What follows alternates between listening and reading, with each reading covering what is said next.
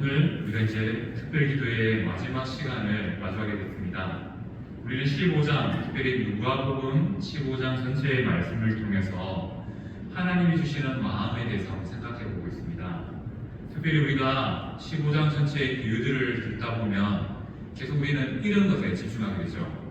잃어버린 양, 또 잃어버린 동전, 또 잃어버린 아들에 우리가 집중하게 됩니다. 물론 그 이야기들이 잃어버린 그 내용이 세 가지의 비유의 핵심적인 부분이기 때문에 우리는 잃어버린 것에 집중하게 됩니다.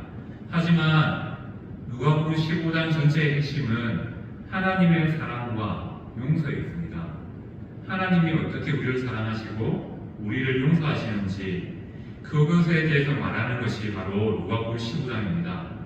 그런 이유에서 저는 일부러 의도적으로 차증을 붙였습니다. 한 영혼, 찾은 양, 찾은 동전, 찾은 아들이라는 제목으로 이 특별기도의 말씀들을 이어가고 있습니다. 바로 찾으신 분, 그것을 회복하신 분이 누구신지 아는 것이 정말로 중요하겠구나라는 생각에 찾은이라는 이름을 붙여서 하나님의 일하심을 좀 강조하고자 했습니다. 느껴지신 분도 있으실 거고요. 그렇게 정했구나라고 이해하시는 분도 있을 것입니다. 네, 저는 누가복음 15장을 정해놓고 특별기도회를 하면서 이 본문을 정해놓고 바람이 있었습니다. 제 바람입니다. 제 바람이 뭐냐면 이렇게 5일간 열심히 설교하고 기도해서 우리가 이제 태신자라고 작성하면 좋겠다라는 마음에 시작했습니다. 그런데 말씀을 준비하다 보니까 그게 중요한 게 맞더라고요. 말씀 속에서 우리를 향하여 사랑하신다 말씀하시고 우리의 모든 것들을 품고 용서하시겠다라는 그 하나님의 마음이 계속 저를 두드렸습니다. 그래서 말씀의 방향이 조금 틀어졌고요. 태신자 작성해야 되는데 이거 좀 조금 뒤로 미뤘다가 그렇게 한번 우리가 또 전도할 사람에 대한 생각들을 다시 품었으면 좋겠다라는 마음을 갖습니다. 누가복음 전체 15장 전체는 우리의 모든 것을 품으시는 하나님의 사랑과 용서에 대해서 말씀합니다.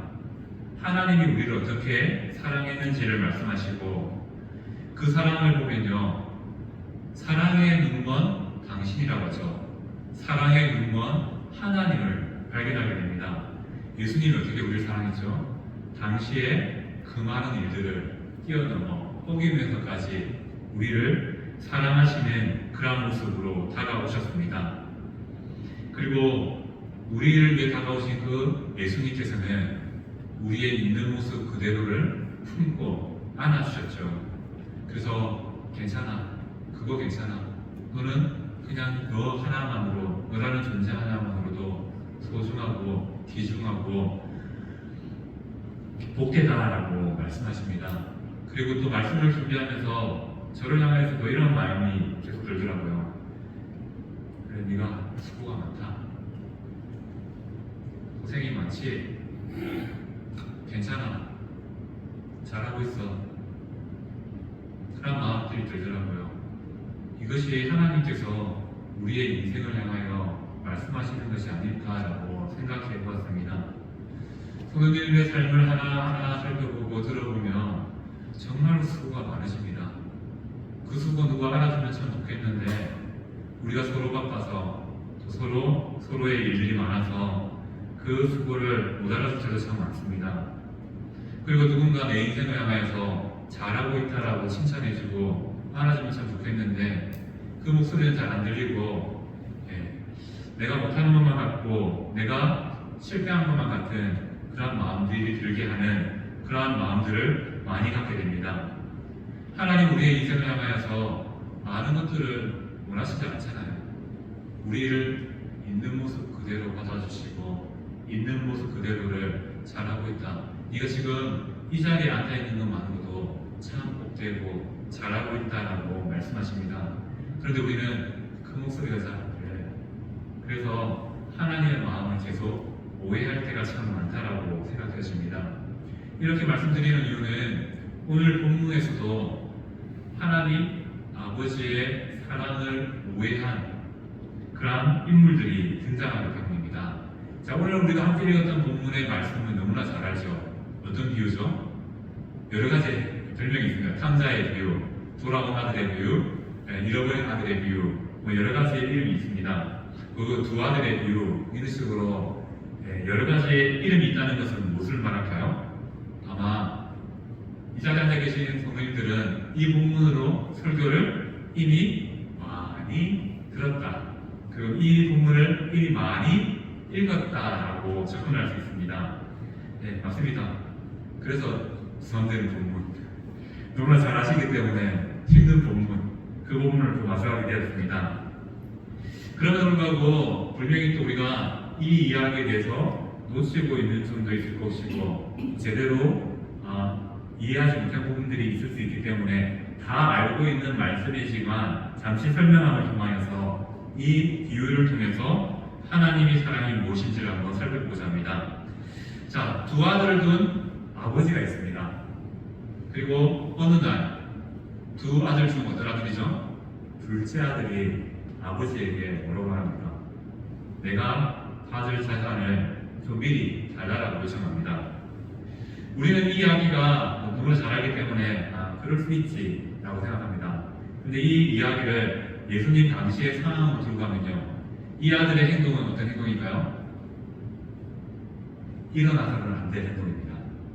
왜냐하면 신명기 21장에 이 아버지의 재산을 아들에게 물려주는 규례가 있습니다. 그 규례를 보면 어떤 규례들이 있냐면, 아들이 아버지가 살아있는데 아버지가 살아있는 동안 그 유산을 달라고 하면 될까요, 안 될까요? 안 됩니다. 이게 얼마나 배은망덕하냐면 신명기 21장을 보면요, 이런 아들은 매질을 하든지 돌로 쳐 죽여도 된다라는 규정이 있을 정도로 아버지의 재산에 대해서 미리 받고자 하는 그 마음은 정말로 어리석고 일어나서는 안 되는 이야기라는 것입니다. 근데 둘째 아들이 아버지에게 가서 내 재산을 미리 좀 정리해 달라고 말합니다. 이 말의 숨은 의미가 뭐냐면요, 이겁니다. 아버지가 빨리 죽었으면 좋겠습니다. 아버지 빨리 죽어서 지금 내 재산 드세요. 이 말입니다. 이런 배은망덕이 있을 수 있겠습니까? 근데 신기한 건요, 아버지가 참습니다. 아버지가 인내합니다. 당시의 규례를 따라 매질하거나 돌로 쳐서 죽여도 무관한 상황이지만 아버지는 참으시죠. 오히려 두 아들을 불러놓고 살림을 두 아들에게 나누어 주게 됩니다. 여기서 살림이라는 이 단어는 생명을 의미합니다. 왜 아버지가 재산을 살아있는 동안 아들에게 주면 안 되냐면요, 이 재산에 생명이라는 의미가 담겨있기 때문입니다. 그 아버지가 죽으면 이 생명이 아들에게로 나눠질 수 있습니다. 하지만 아버지가 살아있는 동안은 이 살림을 아버지가 갖고 있는 것이 합당한 구약의 규례입니다. 그런데 이 규례를 어기고 아버지는 둘째 아들에게 재산을 미리 떼어줍니다. 우리가 구약의 21장의 규례를 보면 마다르는 항상 2배를 받습니다. 그리고 둘째부터는 이제 그에 합당한 n분의 1을 받게 되죠. 그래서 두 아들이라고 비교했을 때 재산의 3분의 2는 마다르게 가져가고요, 그 3분의 1을 받아갈 수 있는 상황이 있다는 것이죠. 그런데 또 이런 규례가 있습니다. 어떤 규례냐면 아버지가 혹여나 살아있는 동안 이렇게는 할 수 있다. 어떻게 할 수 있냐면 아들들이 있으면 그 아들들에게 아버지가 죽고 나서 이 재산을 물려주겠다라고 약속을 할 수 있다. 그리고 그 약속이 아버지가 죽으면 이루어지게 된다라는 규례가 있고요. 혹시나 아들이 너무 어려워서 미리 유산을 물려주고자 하면 그 주고자 한 것의 3분의 1 정도는 줄 수 있다라는 규례도 있긴 합니다. 하지만 엄밀하게 말하면 재산을 물려주는 것 자체가 이스라엘 공동체에서는 배은망덕에 아버지가 살아있는 동안 재산을 물려줄 수는 없는 그런 환경이 있습니다. 하지만 오늘 말씀 속에 나타난 아버지는 그 그 일을 합니다. 왜요?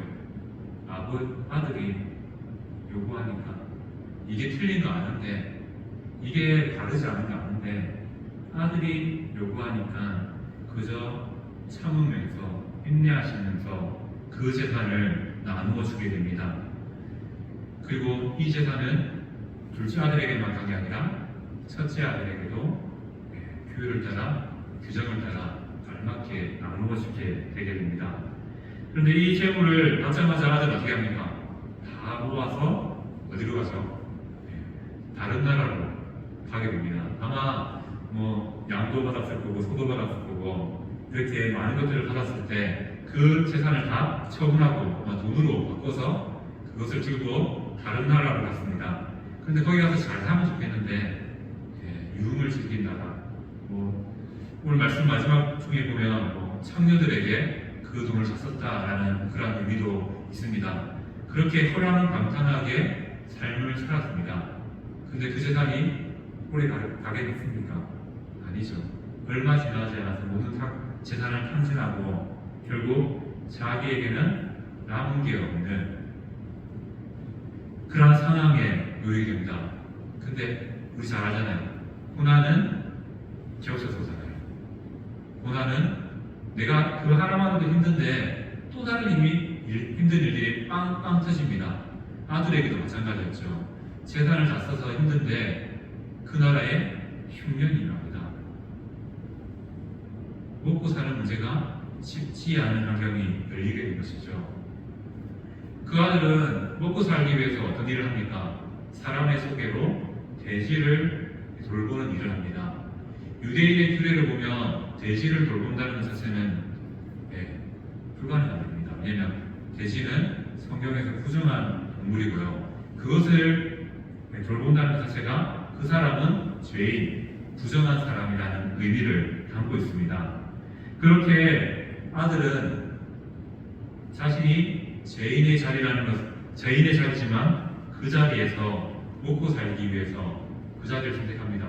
그런데 안타까운 것은 그 자리에서 그래도 임금이라도 제대로 받으면 좋겠어요. 그러면 먹고 사는 거 조금이라도 해결될 건데, 아들의 위치를 보면요, 지엄나무 열매를 먹고자 했지만 주는 자가 없다라고 말합니다. 그만큼 당시에 임금에 대한 착취가 이 사람에게도 일어났다는 것이죠. 주인이 다 줬으면 아마 밥값 정도로 나오지 않았을까요? 그런데 그것도 다 주지 않아서 짐승이 먹는 열매 먹으려고 했는데 그것도 주는 자가 없다는 겁니다. 그만큼 이 아들의 상황이 크게 다했습니다. 배도 고프고 여러 상황들은 자신을 짓누르고 너무 힘든 거예요. 그제서야 떠오르는 한 사람이 있습니다. 누굴까요? 아버지. 내 아버지 집에는 참 먹을 게 많았는데 내 아버지의 집에 있는 종들은 적어도 배는 안 굶었는데 내 아버지의 집에 있는 모든 것들은 그래도 풍족했는데 라고 생각하게 됩니다. 그 순간 자기의 삶을 돌아보면서 둘째 아들이 회개의 자리로 나아갑니다. 어떻게 해요? 내가 하나님과 아버지께 죄를 지었다는 사실을 그제야 생각하게 됩니다. 그리고 아마 그 자리가 회개의 자리가 되었죠. 그런 회개의 자리를 통해서 자신의 마음을 다시 한 번 더 정리하고 결단합니다. 어떤 결단입니까? 내가 내 아버지 집에서 아들은 안 되겠지만 그 집에 종이라도 되면 좋겠다. 종으로라도 살았으면 좋겠다. 그 마음을 가지고 어려운 발걸음을 돌려 아버지에게로 가게 됩니다. 그는 아버지께로 돌아가기 위해서 떠나왔던 그 길을 다시 걷게 됩니다. 그런데 집에 가까이, 집이 뭔데? 그곳에 누군가가 하나 서 있는 겁니다. 누굴까요? 바로 아들의 아버지입니다. 아직 집은 저 멀리 있는데 아버지가 먼 곳까지 나와서 오늘은 아들이 오려나, 오늘은 아들이 다시 오려나, 그 마음을 가지고 오랜 시간 그 자리를 지켰던 것 같습니다. 그래서 그런지 그 아버지는 아들의 모습만 보고도 저게 내 아들이구나 라는 걸 알고 어떻게 합니까? 달려갑니다. 이 달려간다는 표현이 우리는 아버지가 정말 아들을 사랑했구나라고 생각할 수 있지만 또 당시의 상황을 볼게요. 어느 정도 위치에 있는 사람이 아들을 바꿔도 아들을 향해 달려가지 않습니다. 당시 풍습입니다. 우리나라도 양반이 그렇게 할 수 없다라고 말하는 이야기들이 있는 것처럼 이스라엘도 그렇게 풍족한 아버지가 그렇게 하면 안 된다라는 규례들이 있습니다. 그것 중에 하나가 바로 그렇지 아들이 뛰어와야지 아버지가 뛰어가 있을 수 없는 일입니다. 그리고 아들이 아버지께 가서 안부를 물어야지 아버지가 먼저 달려가서 아들에게 안부를 묻는 일도 있을 수 없는 일입니다. 그런데 그 있을 수 없는 일을 아버지가 행하게 됩니다. 그리고 아들을 꽉 안아주게 되죠. 이것에서 바로 아버지가 기다리고 참으셨던 그 인내의 사랑을 엿보게 됩니다. 아버지 사랑이 멈춘가요? 여기서 멈추는가요? 이제 멈추지 않습니다. 아들은 이미 할 말 다 정해놨잖아요. 내가 아버지 집에서 종이 되기 원합니다. 그 말을 딱 던지려고 하기 전에 아버지가 모든 상황을 정리해버립니다. 너는 내 아들이라는 것이죠. 22절 말씀을 보면 제일 좋은 옷, 당시로 따지면 고귀함을 뜻한 부자를 뜻하는 긴 옷을 입혔고요. 그리고 손에 가락지를 끼웠다는 것은 권위를 뜻하는 인장반지를 씌웠습니다. 또 발에 신을 신겼다는 것은 당시 종들은 신을 신지 않았습니다. 이가 종이 아니라 아들이라는 사실을 그 행동을 통해서 보여준 것이죠. 그리고 살찐 송아지를 잡았다는 것은 이 아들이 아버지에게 특별한 의미를 갖는 사람이라는 것을 말합니다. 바로 아버지가 준비한 아들을 향한 선물은 아들에게 아버지가 가지고 있는 명예와 권위를 그대로 물려준다는 의미가 있습니다. 아버지는 아들을 종으로 받은 게 아니라 다시 아들의 자리로 복귀시켜 주셨다는 것입니다. 바로 놀라운 아버지의 사랑을 엿볼 수 있는 그런 대목들입니다. 비유는 그런데 여기서 끝나지 않습니다. 많은 양의 분량을 누구의 이야기를 채우고 있죠? 아들의 이야기로 채우고 있습니다. 둘째가 돌아왔다는 소식에 화를 내죠. 아들은 분개하게 됩니다.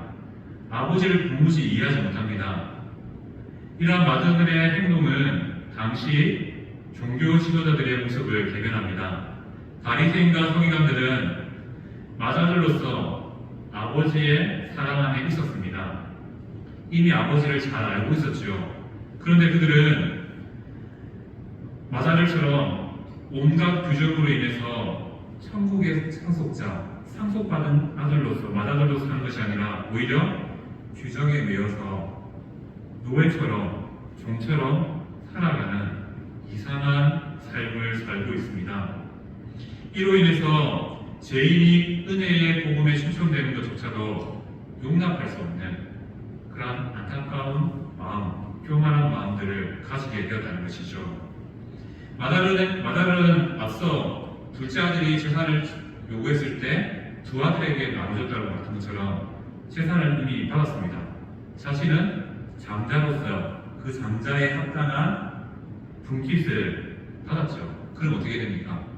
장자의 특권을 누리게 됩니다. 장자로서 살게 됩니다. 그런데 그의 마음에는요, 종처럼 살아가는 이상한 모습이 나타납니다. 물론 둘째 아들 때문에 그런지 모르겠지만 내가 아버지의 사랑을 더 받기 위해서 그랬는지 모르겠지만 그는 장자의 특권이 아니라 오히려 아버지 밑에 있는 종처럼 아버지를 오해하고 살아갑니다. 내가 이렇게 하면 아버지의 사랑을 받겠지. 내가 이렇게 하면 아버지가 기뻐하겠지. 물론 나쁜 마음은 아니죠. 이 마음은 무엇을 말합니까? 종교 지도자들이 그랬습니다. 하나님 알았죠. 내가 이렇게 살면 구원받겠지. 내가 이렇게 살면 하나님이 기뻐하겠지. 정말 하나님이 주신 그 놀라운 특권은 잊어버린 채 그냥 이걸 지키고 저걸 지키고 내 삶에 선한 행위를 쌓아서 구원받아야지라고 생각하던 그러한 모습이 바로 나다들에게서 나타났다는 것이죠.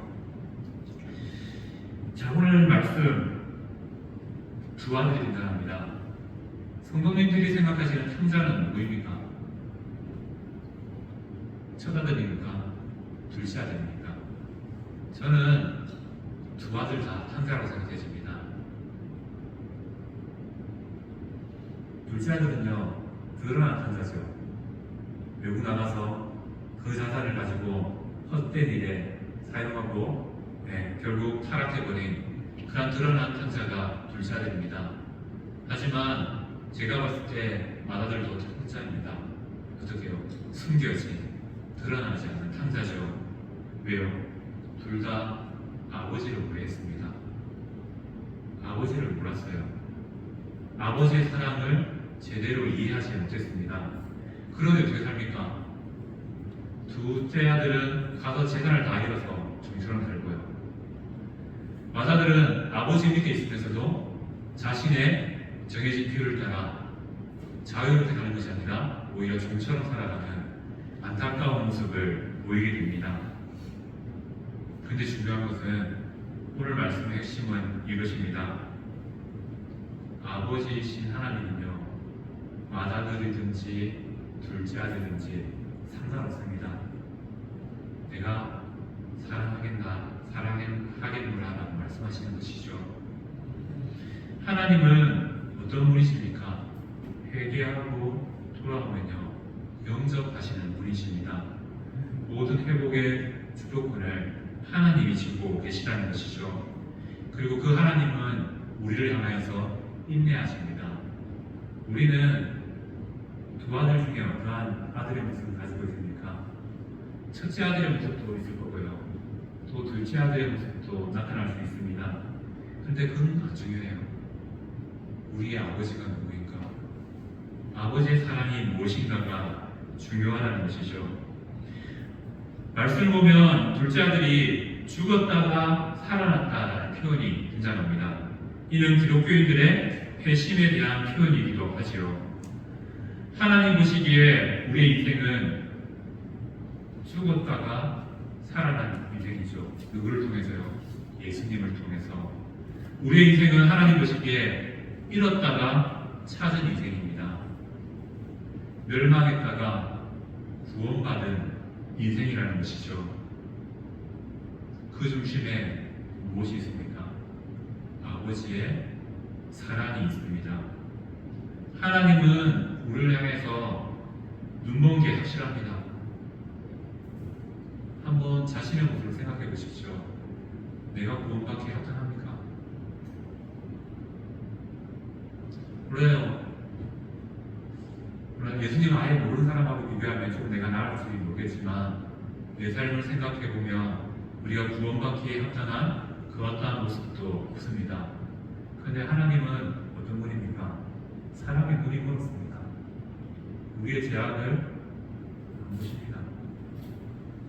우리의 연약함을 안 보십니다. 그저 네가 내 아들이다. 그 사랑의 마음으로 우리를 바라보신다는 것이죠. 그래서 세상이 보는 기준은 안 중요합니다. 내가 원자리에 있든 어느 위치까지 올라갔냐 내려갔냐 안 중요하고요. 내가 얼마나 소유했냐 안 중요합니다. 그저 하나님은 너면 된다. 너 하나면 된다. 라고 말씀하시는 것이죠. 바로 모든 것을 뛰어넘는 것이 하나님의 사랑임을 보여주는 것이 바로 오늘 탕자의 비유의 이야기의 핵심이라는 것이죠.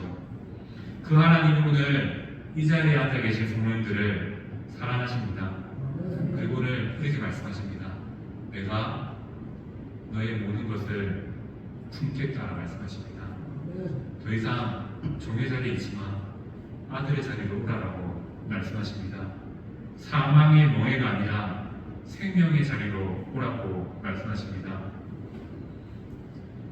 아무런 자격 없는 우리였습니다. 아무런 소망 없는 우리였습니다. 그런 우리에게 하나님이 다가와서 하시는 말씀은 뭡니까? 사랑한다. 사랑한다. 나의 사랑하는 자여, 나의 어여쁜 자여, 일어나서 함께 가자. 말씀하십니다. 오늘 이 밤이 그 음성을 듣게 되는 밤이 되길 간절히 소망합니다. 나의 모든 것들을 품어주시고 이해하시고 또 품을 뿐만 아니라 해결해 주시고 풀어주시는 은혜가 오늘 이 밤 기도의 시간을 통해서 하나님의 강력한 은혜로 임하기를 간절히 소망합니다.